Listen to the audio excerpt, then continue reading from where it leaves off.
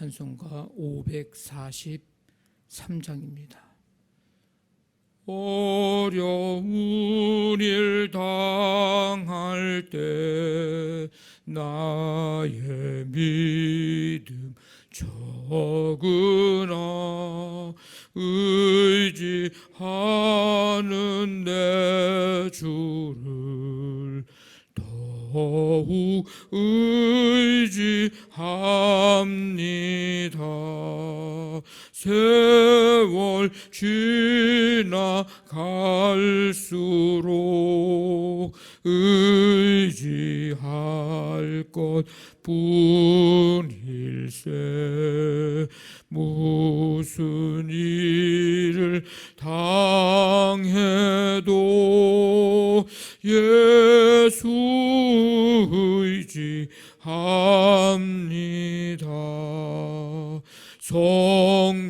성령께서 내 마음 밝히 비춰 주시니 인도하심 따라서 주만 의지합니다. 세월 지나갈수록 의지할 것 뿐일세. 무슨 일을 당해도 예수 의지합니다. 밝을 때의 노래와 어두울 때의 기도로 위태할 때 도움을 주께 간구합니다. 세월 지나갈수록 의지할 것 뿐일세.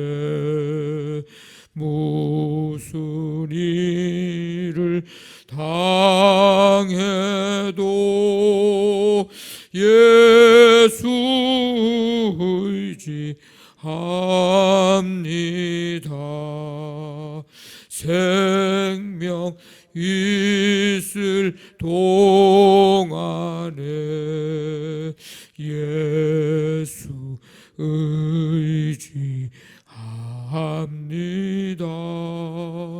천국 올라가도록 의지할 것 뿐일세. 세월 지나갈수록 의지할 것 뿐일세. 무슨 일을 당해도 예수 의지합니다.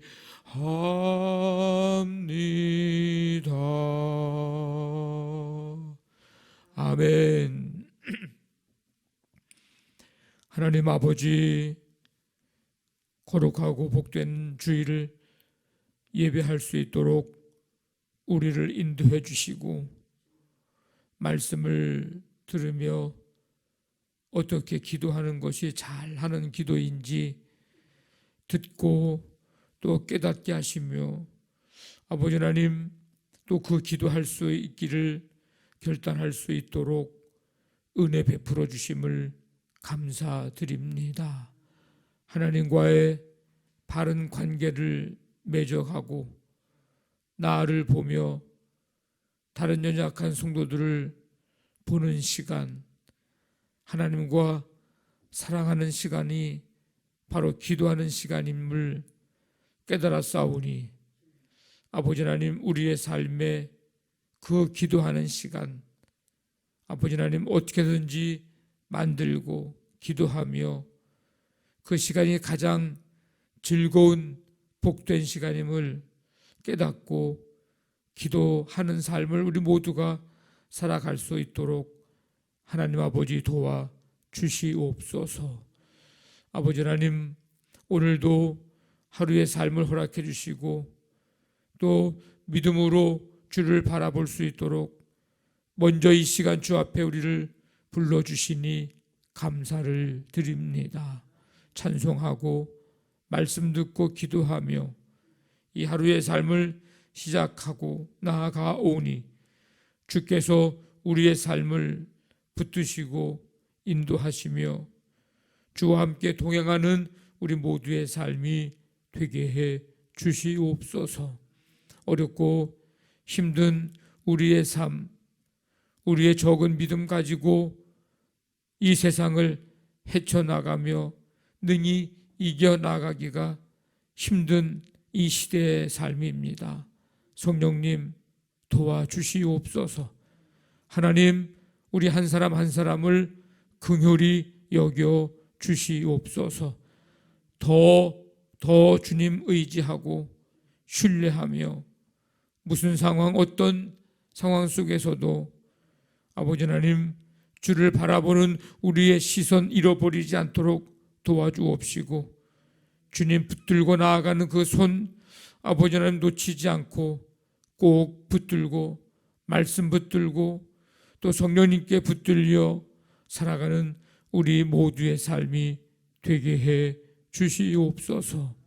아버지 하나님, 오늘 하루도 가정사업장 직장 자녀들의 삶을 주님 인도해 주시고 주님의 능력의 손으로 붙잡아 주셔서 아버지 하나님, 우리 가는 곳 하는 모든 일들 속에서 예수 그리스도의 향기를 드러내고 하나님의 영광을 나타내는 삶, 빛으로 소금으로 아버지 그렇게 살아가는 우리 모두가 되게 인도해 주시옵소서.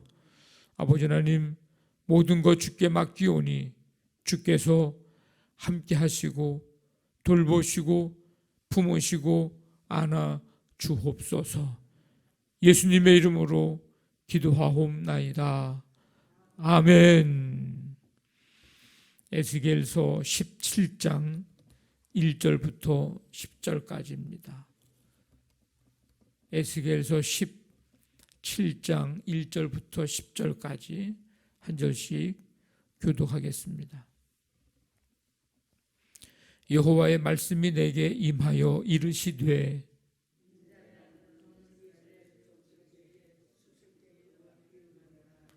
여호와께서 이같이 말씀하여 이르시되 색깔이 화려하고 날개가 크고 깃이 길고 털이 숱한 큰 독수리가 레바논에 이르러 백향목 높은 가지를 꺾되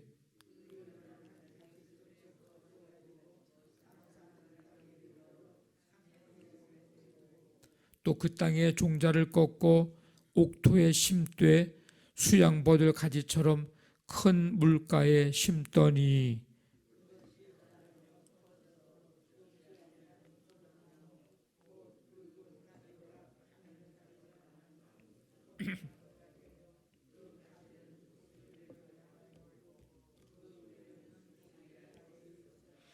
또 날개가 크고 털이 많은 큰 독수리 하나가 있었는데 그 포도나무가 이 독수리에게 물을 받으려고 그 심어진 두둑에서 그를 향하여 뿌리가 뻗고 가지가 퍼졌도다.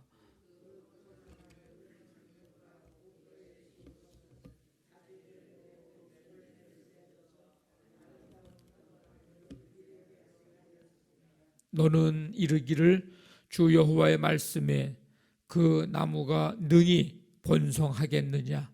이 독수리가 어찌 그 뿌리를 빼고 열매를 따며 그 나무가 시들게 하지 아니하겠으며 그 연한 잎사귀가 마르게 하지 아니하겠느냐?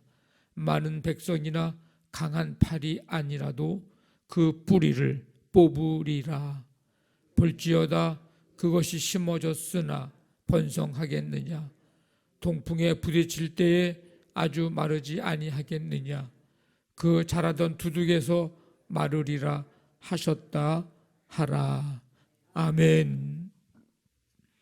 이 17장은 수수께끼와 비유로 이제 시작을 합니다.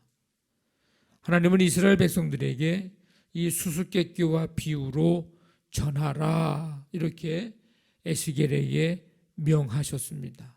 그 비유는 화려하고 몸집이 큰 독수리로 상징되는 바벨론의 느부갓네살 왕, 그리고 백향목 가지와 포도나무로 상징이 되는 유다의 두 왕, 즉 여호야긴, 시드기야 이 왕에 대한 내용입니다. 즉 느부갓네살 왕은 여호야긴 왕을 이제 바벨론에 붙잡아 두고 그를 대신해서 시드기야를 왕으로 세웁니다. 시드기야 왕은 바벨론의 지시에 따르고 또 그 날개 아래 머물러야 했습니다. 하나님은 세상을 주관하시는 분이심을 우리는 믿습니다. 바벨론이 유다를 이제 침공해서 여호야긴 왕을 포로로 삼고 시드기야를 왕으로 세운 것은 유다 백성들의 불순종에 대한 하나님의 심판이었습니다. 북이스라엘이 아수르에 의해서 멸망을 당하고 지금 이 남유다가 바벨론에 이제 침공을 받아 멸망을 당하고 포로로 끌려가고 하는 이런 일들이 바로 불순종에 대한 하나님의 심판입니다. 바벨론이 이 자국의 이익을 위해서 유다를 침공했을지라도 바벨론의 입장에서는 이익과 유익을 위해서 유다를 이제 친 거죠. 근데 사실은 이 바벨론은 하나님의 유다를 깨닫게 하기 위한 하나님의 도구로 쓰인 그런 것일 뿐입니다. 이처럼 역사의 주관자는 하나님이십니다. 우리는 세상을 창조하고 또한 주관하시는 하나님, 다스리시고 섭리하시는 하나님, 그 하나님에 대한 하나님을 인정하고 그리고 그분의 뜻에 순종하며 살아가는 삶, 이것이 우리의 믿음의 사람들의 삶이어야 합니다. 무엇보다도 우리의 삶의 주관자, 주권자 되시는 예수 그리스도 그분을 믿고 신뢰하며 그분이 바로 그리스도이심을 믿고 고백하는 삶, 우리의 삶이 어떠한 환경에 처한다 할지라도 하나님의 섭리 가운데 다스림 가운데 있음을 믿고 확신하고 언제나 그 주님 앞에 신실한 성도로 신실한 믿음으로 살아가는 삶, 이 삶이 우리 모두의 삶이 되시기를 간절히 바랍니다. 이 포도나무는 바벨론을 상징하는 독수리에 의해서 물가에 심겼지만 다른 독수리에게 물을 받으려고 그를 향해서 뿌리를 뻗고 가지를 지금 펼쳤습니다. 이것은 느부갓네살 왕이 세운 이 시드기야 왕이 다른 독수리로 상징이 되고 있는 애굽의 왕 바로 왕을 의지하려고 하는 그런 모습을 지금 비유적으로 설명을 하고 있습니다. 바벨론을 상징하는 독수리의 날개 아래에서 가지를 내고 열매를 맺어 아름다운 포도를 이제 그 열매를 이루어내야 하는데 이 시드기야는 자신의 판단에 따라 바벨론을 배반하고 말았습니다. 그리고 다른 독수리 애굽에 지금 의지하는 그런 시드기야의 모습을 이제 표현하고 있는 거예요. 그런 걸 비유하고 있습니다. 처음에는 이 시드기야가 바벨론의 권력 아래 안정을 누립니다. 근데 차츰 의지하기는 누구를 의지하느냐면 애굽을 의지하게 됩니다.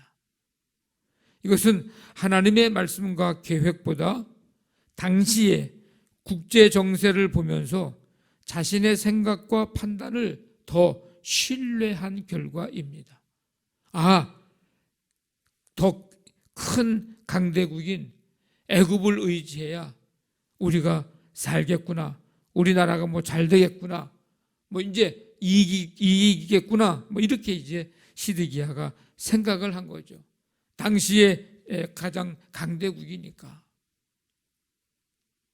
하나님의 뜻은 바벨론을 통해서 도구를 사용해서 이 유다 백성들이 깨닫고 다시금 하나님께로 돌아오고 하나님의 뜻을 이루며 살아가기를 원하시는 게 하나님의 뜻이었지, 바벨론에게 포로되고 이제 어려움을 당하니까 더 큰 강대국, 다른 강대국 애굽에 의지해서 이 일을 어려움을 이겨내라, 이게 아니었거든요. 하나님의 뜻은 그게 아니었습니다. 근데 시드기야는 그거를 모르고 자신의 판단대로 지금 이제 생각을 하고 애굽을 더 의지하고 신뢰하고 있습니다. 성도는, 우리 그리스도인들은 어려운 환경에서 조급하게 자신의 생각을 의지하는 것 대신에 이 하나님의 뜻이 어디에 있는지를 먼저 찾고 그 하나님의 뜻을 구하는 삶, 이 삶이 우리가 가져야 될 삶의 태도입니다. 고난, 이 어려움을 그냥 극복하고 어려움을 이겨내는 그거가 문제가 아니고 이 어려움을 벗어나기 위해서 하나님의 뜻이 어디에 있는지, 하나님의 뜻을 아는 일에 더 우리는 우선순위를 두어야 한다는 사실을 이 시드기야 왕을 통해서 우리에게 가르쳐주고 있습니다.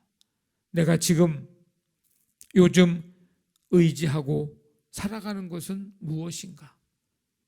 그것으로 인해서 안정감을 느끼고 있는 것은 과연 무엇인가? 한번 생각을 해 보시길 바랍니다. 하나님이 원하시지 않는 방법으로 문제를 해결하려고 하는 것은 하나님을 떠나서 내가 내 삶의 주인으로 살아가려고 하는 불신앙과 어쩌면 맞닿아 있는지도 모릅니다.